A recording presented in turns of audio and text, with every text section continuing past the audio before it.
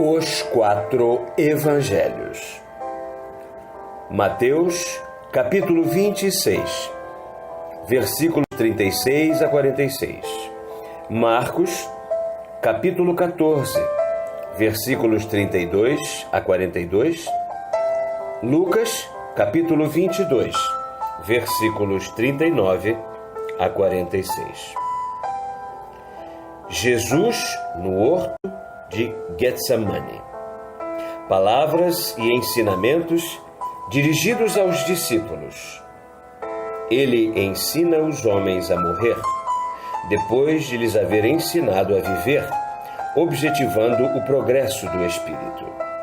Aparição do anjo com um duplo fim: convencer os homens de que era aparente a condição humana que lhes consideravam real em Jesus e na qual haviam de acreditar enquanto durasse a sua missão terrena, e acreditariam sob o véu da letra até ao advento do Espírito, e prepará-los para, na época desse advento, reconhecerem que deviam pôr de lado a divindade que as interpretações humanas lhe haviam atribuído.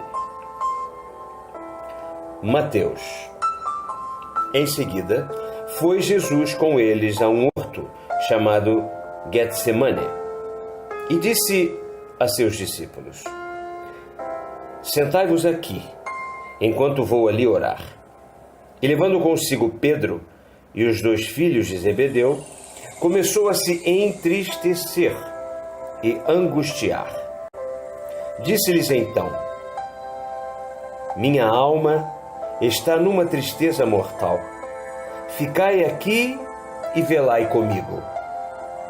E afastando-se um pouco, se prostrou com o rosto em terra e entrou a orar, dizendo: Meu Pai, se é possível, passe de mim este cálice. Todavia, não seja como eu quero, mas como o queiras tu.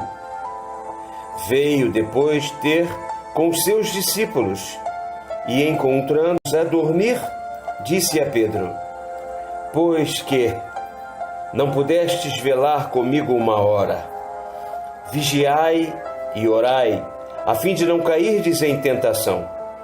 O espírito, na verdade, está pronto, mas a carne é fraca. De novo se afastou deles e segunda vez orou, dizendo: Meu Pai, se este cálice não pode passar sem que eu o beba, faça-se a tua vontade. Voltando outra vez a ter com eles, novamente os achou dormindo, pois que tinham pesados de sono os olhos.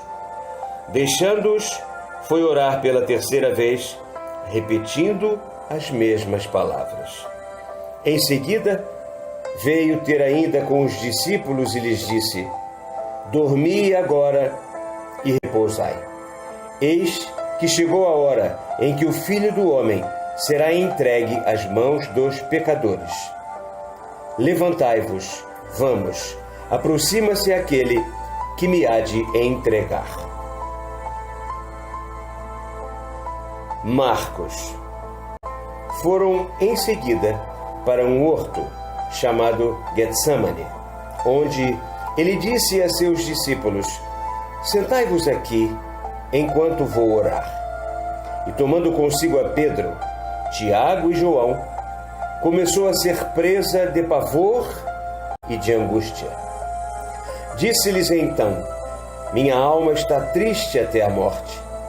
Ficai aqui e vigiai.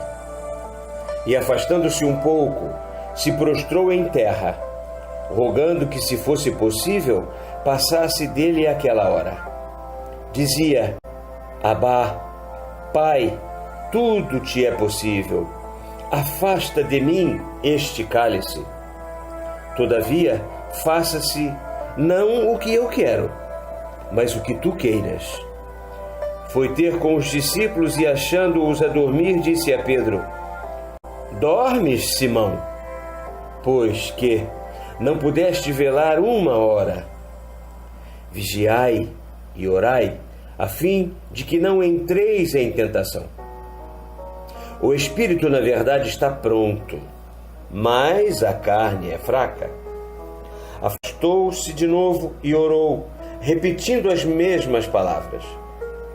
Voltando, encontrou-os novamente a dormir, pois pesados de sono tinham os olhos, e sem saberem o que lhes respondessem.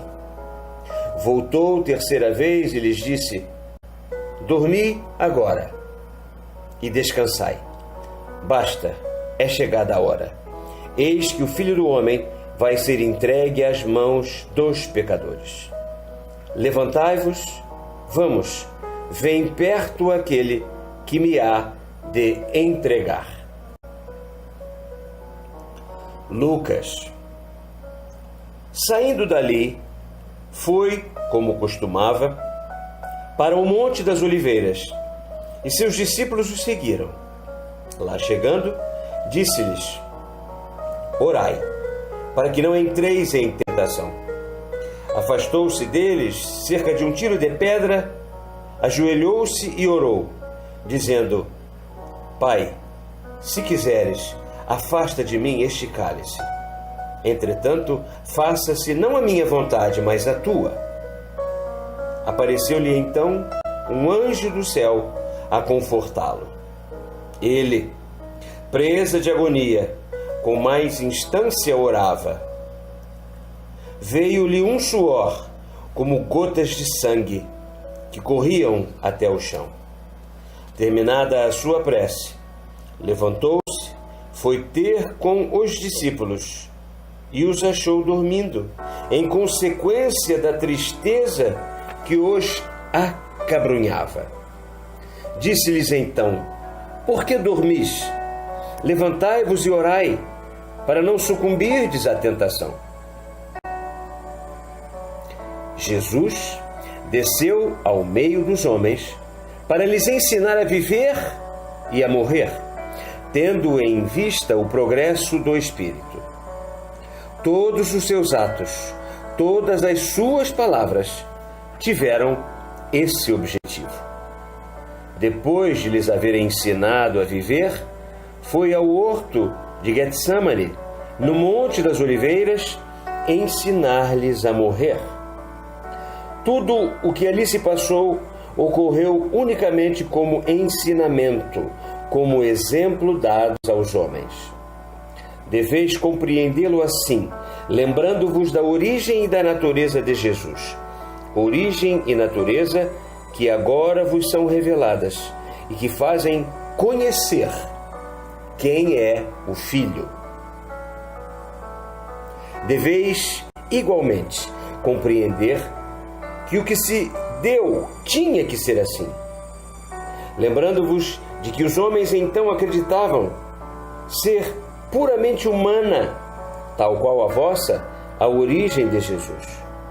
Tudo, pois, tinha que ser e foi, nos fatos como nas palavras, apropriado a essa crença.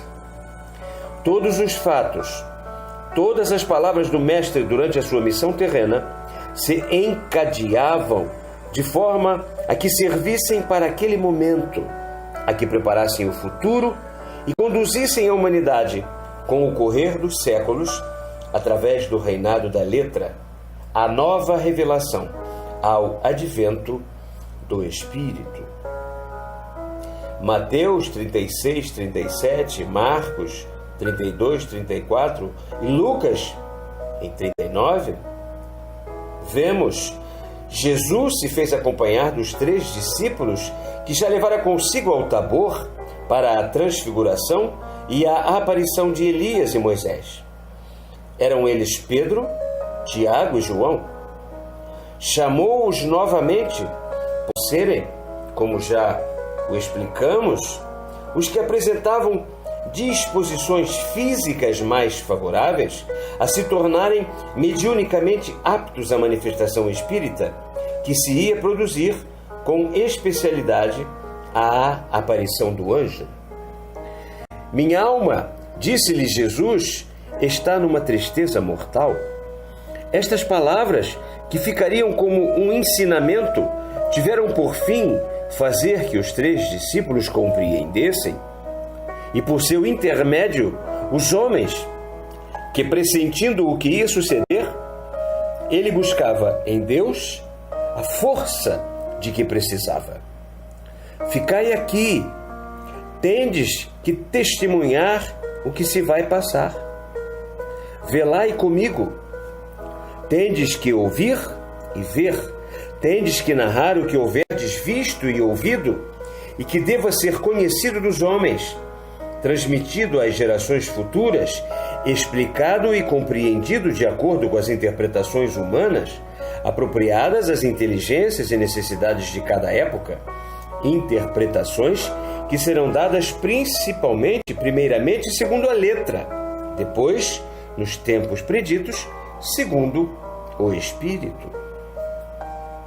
Em Mateus 39:44, Marcos 35:40 e Lucas 40:42, os atos e palavras de Jesus, registrados nestes versículos, foram praticados e ditas para os homens em geral, como ensino, como exemplo. Foram-no também para servirem de lição aos apóstolos e aos que de futuro viessem a ser discípulos do Mestre Divino. A uns e outros mostravam aqueles atos e palavras a submissão que lhes cumpre demonstrar, sempre nas maiores angústias, a fé e a resignação que lhes não devem faltar nunca, quaisquer que sejam suas provações, quaisquer que sejam os sofrimentos que lhes estejam reservados. A vigilância que precisam exercer constantemente sobre si mesmos, para não falirem, e o socorro eficaz da prece, poderoso cordial da alma. Vigiai e orai, disse Jesus aos 3 discípulos, a fim de que não entreis em tentação, de que não caiais em tentação, de não sucumbirdes às tentações. O espírito está pronto, mas a carne é fraca. O espírito está sempre pronto a conceber tanto as boas obras como as obras más. A carne, porém, desfalece e o espírito não a sabe dominar. Os 3 discípulos não dormiam um sono ordinário, como o entendeis. O deles era um sono físico, mas não moral.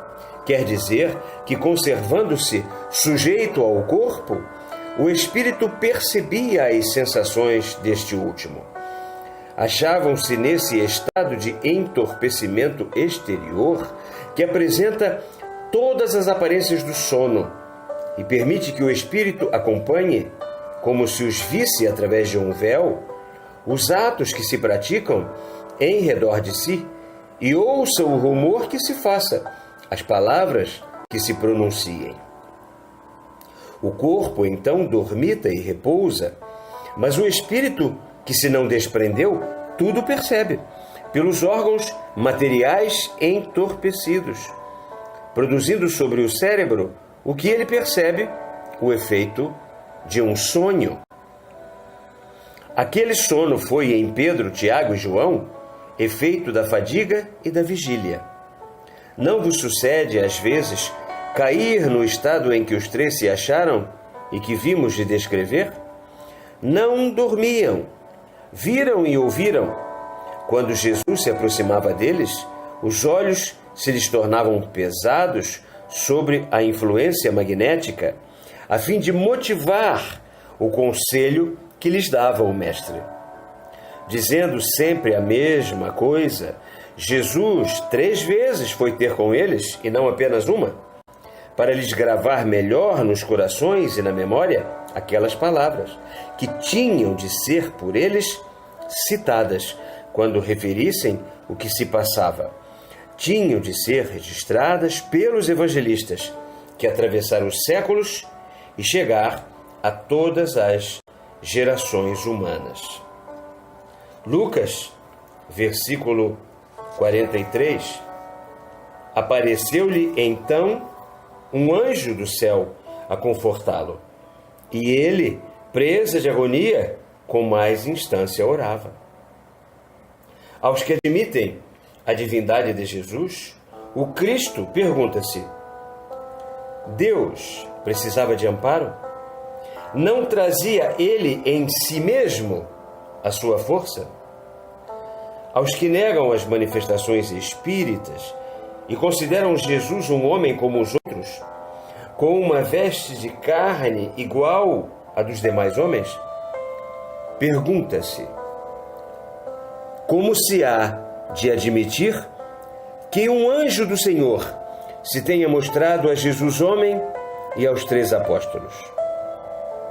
Não, os que negam as manifestações espíritas não podem admitir isso, e desde então, se foi Jesus quem deu ciência dessa manifestação a seus discípulos, ele era um impostor?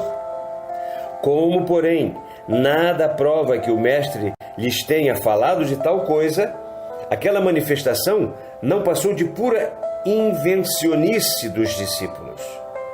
Mas com que fim a teriam estes inventado, uma vez que procuravam estabelecer uma divindade, na qual, como o reconhecerá quem se coloque no ponto de vista dessa classe de contraditores, eles não podiam deixar de crer?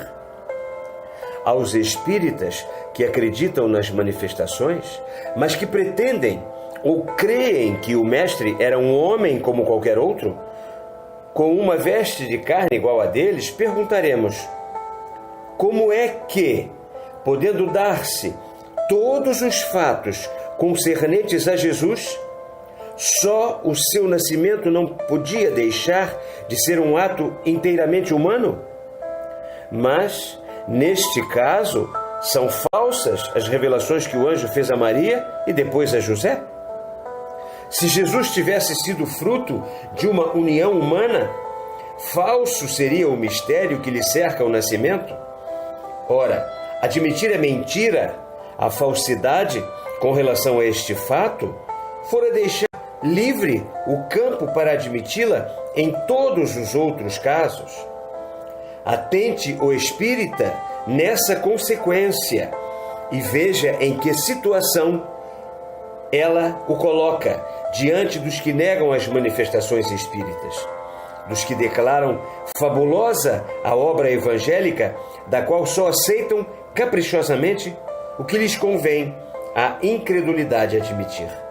Abra o espírita os olhos à luz da nova revelação, que vos trouxemos da revelação, que vem cumprir e não destruir, que vem explicar e não rejeitar, que pondo o espírito no lugar da letra, vem explicar aos homens em espírito e em verdade a origem e a natureza de Jesus, de que modo e em que condições se deu o seu aparecimento na terra.